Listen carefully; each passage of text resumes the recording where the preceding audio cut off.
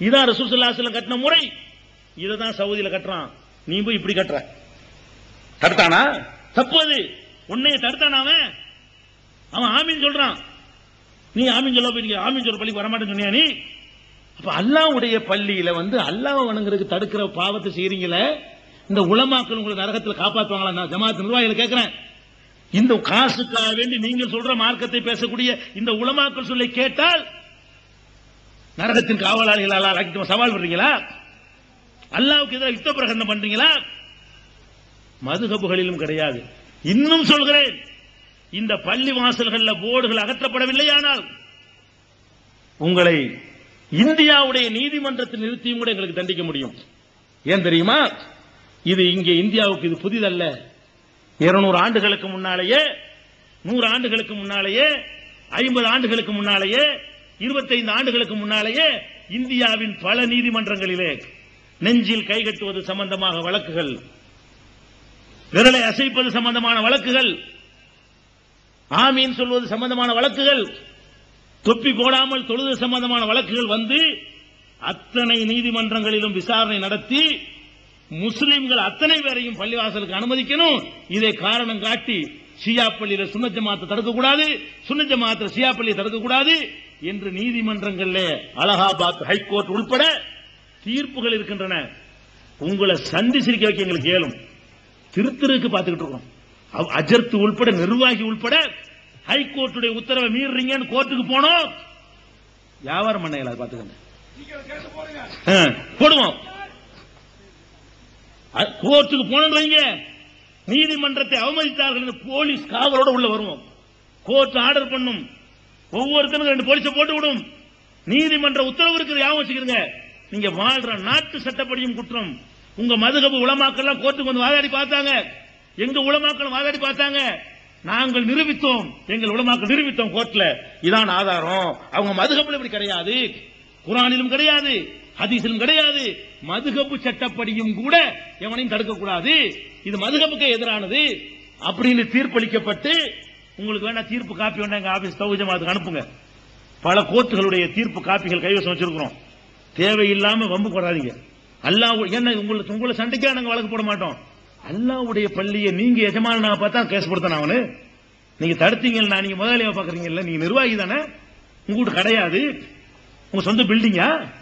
அல்லாஹ்வுடைய நீங்க நிர்வாகிப்பீங்க. நாளைக்கு உங்களுக்கு வேற ஆள் வரும். நீ தொழுவுறத கரண்ட் பில் கட்டு, பல ஆஜருக்கு சம்பளம் கொடு, தண்ணி பாத்துக்க, மராமத்து பண்ணு, பாய் விரிச்சு, அதான் நீ செய்யலாமே தவிர எவன் வரலாம் எவன் வரக்கூடாது நீ யாருங்க? அடை முனாபிக்க தடுக்கல ரசூலுல்லாஹ். முனாபிக்க தடுத்தாங்களா? 2 வேஷம் போறான்னு தெரியும். அவன் பள்ளிக்கு வந்தான். அல்லாஹ்வுடைய பள்ளியில ராமசாமி வந்தாலும் அவனை தடுக்க முடியாது.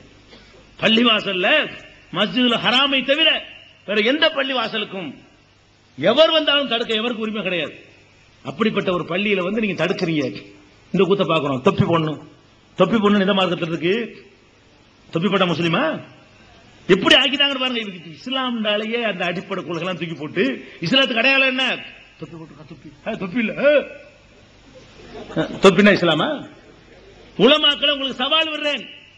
நபிகள் நாயகம் ஸல்லல்லாஹு அலைஹி வஸல்லம் அவர்கள் தம்முடைய வாழ்நாள்ல ஒரே ஒரு தடவை தொப்பி போட்டார்கள் என்று ஒரு ஆதாரம் உங்களுக்கு காட்ட இயலுமா? ஒரு ஆதாரம் காட்டு பார்ப்போம். ஆதாரப்பூர்வமான ஒரு ஹதீஸ் எடுத்து காட்டு பார்ப்போம். நபிகள் நாயகம் ஸல்லல்லாஹு அலைஹி வஸல்லம் அவர்கள் தம்முடைய 23 வருஷ நபித்துவ வாழ்க்கையில அல்ல 23 வருஷத்துக்கு முந்தின 40 வருஷ வாழ்க்கையில தொப்பி போட்டார்கள் என்று காட்ட இயலுமா? ஒரு நாளும் தொப்பி போட்டதே இல்லை. சில நேரங்களில் தலைப்பா கட்டியிருக்கிறாங்க, சில நேரங்களில் அது எப்போதும் இல்லை. பெருநாளை கட்டியிருக்கிறாங்க, ஒரு ஜும்மா கட்டியிருக்கிறாங்க, தூதுக்குழு வெளிநாட்டில் சந்திக்க வரும்போது அப்படி கட்டி, ஒரு மன்னர் வேற இருக்காங்க இல்லையா, அதுக்காக கட்டியிருக்கிறாங்க. அந்த விசேஷமான நாட்கள்ல அப்படி தலப்பா கட்டி இருந்திருக்கிறாங்க சில நாட்கள்ல. மற்ற நாள் என்ன பண்ணிருக்கிறாங்க? அப்படி சீ விட்டுருப்பாங்களா? ரசூல் ஸல்லல்லாஹு அலைஹி வஸல்லம் மொட்டை அடிக்கிற மார்க்கெட் ஆகிட்டாங்களே. ரசூலுல்லாஹ் இதையும் சொல்லிட்டு போயிட்டாங்க. என்ன சொன்னாங்க? ஒரு காலம் வரும், அந்த காலத்தில் என்ன செய்வார்கள் தெரியுமா? குர்ஆனை ஓதுவார்கள். வாய் தான் ஓதும், தொண்டை குழிக்கல இறங்காது. வாய் தானே ஓது. தொண்டை தானே அது ஃபாத்தியாங்கிறான், யாசிங்கிறான், இலை துரிஜவுன்றான். தொண்டைக்கு போக மாட்டேங்க. ஃபாத்தியா யாசின் இலை துரிஜவுன் இல்லையா? ரசூலுல்லாஹ் சொல்றாங்க, ஒரு காலம் புகாரில் வருது ஹதீஸ், ஒரு காலம் வரும் குர்ஆனை ஓதுவார்கள், தொண்டை குழிக்குள்ள இறங்காது. வில்லிலிருந்து அம்பு வெளியேறுவதை போல வேகமாக இஸ்லாத்தை விட்டு வெளியேறுவார்கள். இவர்கள் யார் தெரியுமா? சீமாகும் அத்தஹலீக். இவங்களுக்குள்ள ஒரே அடையாளம் வலுவன்னு மொட்டை அடிச்சிருப்பாங்க. ரசூலுல்லாஹ் சொல்றாங்க, மொட்டை அடிக்கிறது மார்க்கமா? உனக்கு அனுமதி இருக்கு, சொறி சிறங்க ஏதாவது இருந்தா, அல்ல தலைவலி வரும்டா, ஜலதோஷம் அடிச்சுக்கலாம் மொட்டைய. இவன் என்ன பண்றான்? அடிச்சிருந்தா மொட்டை தான் அடிச்சு ஆகணும், வலுவன் இருக்கணும், ஓதுற பிள்ளைலாம் வலுவன் ஆக்கி. இப்படி ரசூலுல்லாஹ் இருந்தாங்களா ஒரு காலத்திலேயாவது? சஹாபாக்கெல்லாம் கூட்டி வச்சு வலுவன் மொட்டையை போட்டு உட்கார்ந்து இருந்தாங்களா? நபி ஸல்லல்லாஹு அலைஹி வஸல்லம் போனாங்கன்னா அப்படி நடுவகிடு எடுத்துப்பாங்க. நடுவகிடு வகிடு வாங்கு வாங்க வகிடு அவங்க ஊர்ல வாங்கு நேர் வாங்கு நேர் வாங்க எடுத்துப்பாங்க. அப்படி அப்படி சீவி இருக்கும் பொழுது நெளி நெளியா அப்படி சுருண்டு இருக்குமா ரசூல் ஸல்லல்லாஹு. ஆயிஷா என்ன பண்ணுவாங்களாம், அதுல ஒரு முடியை எடுத்து அப்படி நெத்தியில விடுவாங்களாம். அப்படி சுருண்டு நிக்கிற அழகு அப்படி இருக்குமா. இப்படி ஸ்டைல் பண்ணாங்க ரசூல் ஸல்லல்லாஹு அலைஹி வஸல்லம். நீ நினைக்கிற கோலத்துல ரசூலா இருக்கவே இல்லை. இப்படி உருட்டிக்கிட்டு தூண்ல சாஞ்சிக்கிட்டு நாளைக்கு சாப்பிடுற மாதிரி எப்படியா இருந்தாங்க ரசூல் ஸல்லல்லாஹு அலைஹி வஸல்லம்? நீ கற்பனை பண்ற தோட்டத்தில் இருக்கவே இல்லை. அப்படி ஆஜான் பாகவா, வீரமா, தைரியமா, அப்படி குதிரையில பாஞ்சி ஏறி உட்காருவாங்க. அப்படி இருப்பாங்க. அவ்வளவு ஸ்டைலு. மண்கானலகு ஷாருன் புள்ளி குறிமுகு. தலையில முடி இருந்தால் அழகா சீவி சிங்காச்சி ஸ்டைல் பண்ணுங்க. ஸ்டைல் பண்ண சொல்ற மார்க்கமுங்க. வலுன்னு மொட்டை அடிச்சு விட்டாங்க. ஆமா, நாங்கெல்லாம் சின்ன பிள்ளைல மொட்டை அடிச்சு ஆகணும். மோதிர காலத்துல மொட்டை தான் எங்களுக்குலாம். மொட்டை அடிச்சு நினைச்சிட்டாங்க. இப்படிதான் ரசூலுல்லாஹ் இருந்தாங்களே தவிர அவங்க என்ன பண்ணதில்ல, தலப்பா கட்டிக்கிட்டு இருந்த கொஞ்சம் நேரம் பெரும்பாலும் இப்படித்தான் இருந்திருக்கிறாங்க. அதை சுன்னத்துன்னு ஆக்கி இது எப்படி வந்துச்சு? இந்த தொப்பி எங்க இருந்து வந்துச்சுன்னு கேட்டா வரலாறு தெரிஞ்சுக்கிற இஸ்லாத்துல இருந்து வரவே இல்லை.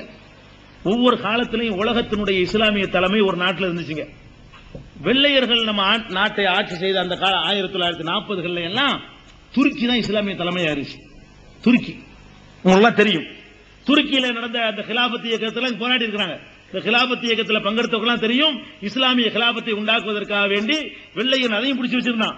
அவர்களை விரட்டுவதற்காகத்தான் நம்ம சுதந்திர போராட்டத்தில் ஈடுபட்டோம். அப்ப கிலாபத் இயக்கத்தை அறிந்தவர்கள் தெரியும். அந்த காலத்தில் துருக்கி தான் நம்முடைய தலைமையாக இருந்துச்சு. துருக்கி தலைமையா இருந்ததுனாலதான் நம்மளுக்கு பேர துருக்கன் துருக்கன் ஆகி துருக்கன் ஆச்சு.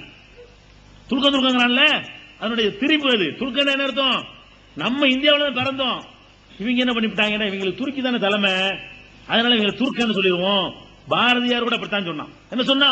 திக்கை வணங்கும் துருக்கர்னு சொன்னான். துருக்கைங்க துருக்கிக்காரங்க திக்க வணங்குறாங்க, திசையை வணங்குறமா. அவனுக்குள்ள அறிவு அவ்வளவுதான். நம்ம திசையை வணங்கல, அவன் தேசிய கவிஞருங்கிறாங்க. அந்த கூமுட்டைக்கு ஒண்ணு வணங்கல. நம்ம எதை வணங்குறோம்? ஒரு திக்கையா வணங்குறோம். எல்லா திசையும் வணங்கிட்டு இருக்கிறான். இது காபத்துல்லா. இது காபத்துல்லான்னு வச்சுக்கிட்டீங்கன்னா இந்த பக்கம் வடக்க வணங்குறான், இந்த பக்கம் உள்ளவன் தெற்க வணங்குறான், அந்த பக்கம் உள்ளவன் கிழக்க வணங்குறான், இந்த பக்கம் எல்லாம் காபாவை நோக்கி நிக்கிறோமே தவிர நம்ம திசையை வணங்கல. உலகத்துல 4 திசைகளும் வணங்கிட்டு இருக்கிறோம். இன்னைக்கு நீங்க மக்காவுக்கு போனீங்கன்னா இது காபத்துல்லான்னா இப்படி நின்று தொழுவலாம், இப்படி நின்று தொழுவலாம், இப்படி நின்று தொழுவலாம், இப்படி நின்று தொழுவலாம். மக்காவுல போயிட்டு எல்லாமே சிப்பலாம். மக்காவுல போயிட்டீங்கன்னா எல்லா பக்கமும் நோக்கலாம். அப்ப நம்ம திசையை வணங்கல, ஒரு இலக்கை நோக்கி நிக்கிறோம். அந்த ஆள் படிக்கிற திக்கை வணங்கும் துருக்கருங்கிறான். தில்லி துருக்கர் செய்த வழக்கம் படி அதையும் படிக்கிறான். இந்த புர்கா போடுறாங்க இல்ல, இது தில்லி துருக்கங்க சொல்லிவிட்டாங்க அப்படிங்கிறான். அந்த துருக்கன் என்பதுல தான் துருக்கன் வந்துச்சு. இந்த துருக்கிக்காரன் தொப்பி போடுறது கலாச்சாரம். அவன் போட்டான்ல தொப்பி, நம்மளும் போடுவோம். அப்ப வந்தது இது. 100 வருஷத்துக்கு முன்னாடி துருக்கிக்காரன் தொப்பி போட்டாங்கிற காரணத்தினால துருக்கி தான் நம்ம தலைமை, அவன் தொப்பி போடுறானே நம்மளும் போடுவோமே அப்படின்னு மார்க்கமாச்சு. 13 நூற்றாண்ட தொப்பி மார்க்கமா இருக்கல. இன்னைக்கு சவுதி அரேபியாவில் மக்கால் பண்ண ஏன் தொப்பி போட்டுருக்கான்? டிவியில தராவித்துல பாக்குறீங்களா? ரமணான்ல தொப்பி போட்டா எல்லாரு. இங்க இருந்து போனான்ல இவன் தான் போட்டுருப்பான். நீங்க ஏன் போட்டிருக்கேன்னு கேட்கக்கூடாது. போடுறது குற்றம் கிடையாது, போடுறது குற்றம் கிடையாது, அனுமதிக்கப்பட்டது. அது சுண்ணத்துங்க. போட்டா போட்டு போறான், போட்டாட்டி ட்ரெஸ். அது ஒரு ட்ரெஸ் பொறுத்த வரைக்கும் விரும்பினா போட்டுக்க. நான் ஏன் விரும்பி போட்டுக்கிறேன்னு கேட்டா புது மேடையில் மட்டும் எல்லா இடத்தையும் போட்டுருக்க மாட்டேன். மேடைகள்ல போடுறேன். ஏன் பேர் கேட்டா அவன் பேசிட்டு இருப்பேன். தொப்பி இல்லாம பேசுறேன்னு வைங்களேன், கேட்கறதுக்கு வருவான் 4 பேர். இவன் தொப்பியை போடல, இவன் எப்படி கரெக்டா சொன்ன திரும்பி போயிடுவான். அவன் கேட்கணுமா இல்லையா? வந்து பார்ப்பான், தொப்பி கூட மார்க்கம் சொல்றான் பாரு அப்படின்னு போயிடக்கூடாதுக்காக நான் போட்டு தெரியும். போடுறதுக்காக போடல. அப்ப தொப்பிங்கிறது மார்க்கத்தில் உள்ள சட்டமோ அது ஒரு சுண்ணத்தை கிடையாது, அனுமதிக்கப்பட்ட ஒரு காரியம். தொப்பி போடுற சுண்ணத்து. தொப்பி முஸ்லிம்கள் மணிமகுடம் புஸ்தகம். தொப்பி என்னவா? முஸ்லிம்களின் மணிமகுடம் புஸ்தகம் போடுறீங்க. அதுக்கு வரிக்கு வரி பதில் கொடுத்து தொப்பி முஸ்லிம்கள் மணிமகுடமா 4 CD போட்டுருக்கோம். 4 மணி நேரம் விளக்கம். அவ்வளவு பொய்யெல்லாம் அம்பலப்படுத்தி இருக்கிறோம். அப்ப தொப்பி போடாட்டி வரக்கூடாது. விரலாட்டம் வரல ஆட்டுறேன், என் வரல தான் ஆட்டுறேன். அட விரல ஆட்டுறேன்னா எதுக்கு? விளையாட்டுக்கு ஆட்டுறேன். விரல ஆட்டுறோம்னா எதுக்கு விரல ஆட்டுறோம்? நமக்கு ரசூலுல்லாஹ் சொல்றாங்க